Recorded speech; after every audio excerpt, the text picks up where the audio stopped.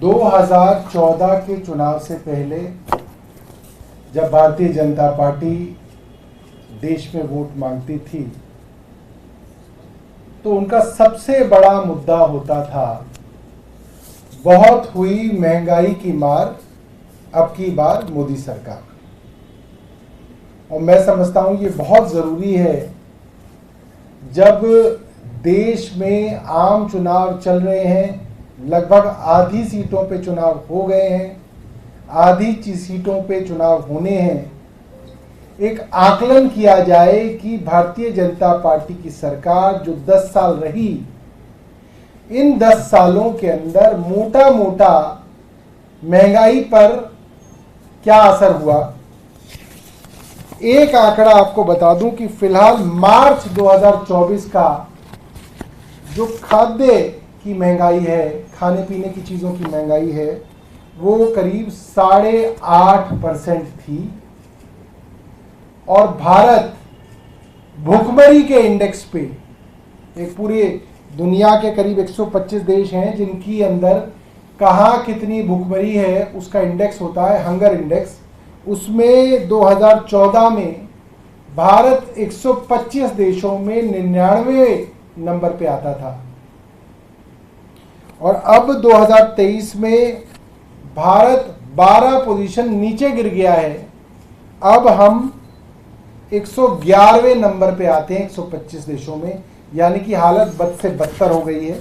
जो आमदनी है वो सिर्फ 1.6 टाइम्स बढ़ी है, 1.6 गुना बढ़ी है, मगर जो खर्चे हैं वो करीब 2.5 गुना बढ़ गए हैं। तो जाहिर सी बात है, जब आपके खर्चे बढ़ गए और ये आंकड़े हैं और आपकी आमदनी नहीं बढ़ी तो लोगों में भुखमरी फैलेगी।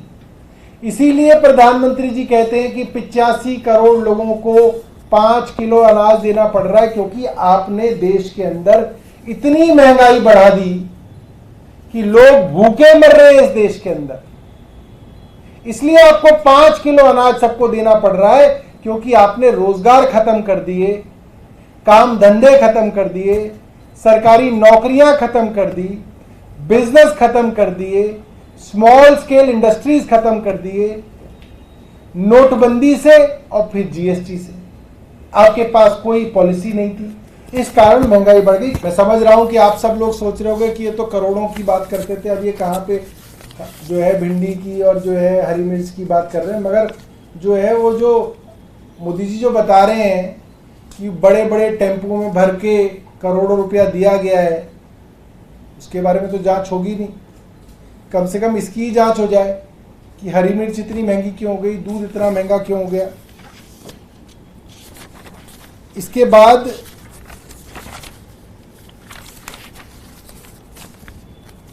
और कई आंकड़े हैं, मैं बहुत सारे आंकड़े बता के उसको बहुत लंबा नहीं करना चाहता, मगर मोटे तौर पे जो डेटा है उससे ये साफ है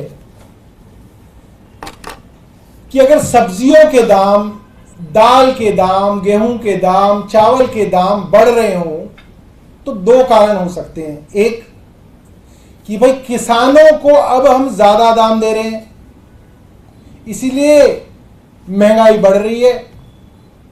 तो कम से कम ये है कि जो कंज्यूमर क्लास है उसकी जेब पे वजन पड़ रहा है, मगर जो प्रोड्यूसर क्लास है, किसान, उनकी जेब में ज्यादा पैसा आ रहा है।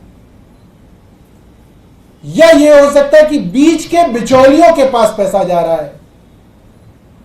अब जो मैंने आपको बताया 11 साल के अंदर आमदनी में क्या इजाफा हुआ और खर्चे में क्या इजाफा हुआ। आमदनी तो बढ़ी ही नहीं किसान की, मैंने आपको बताया आमदनी बढ़ी है 1.6 टाइम्स और खर्चा बढ़ा है 2.6 टाइम्स।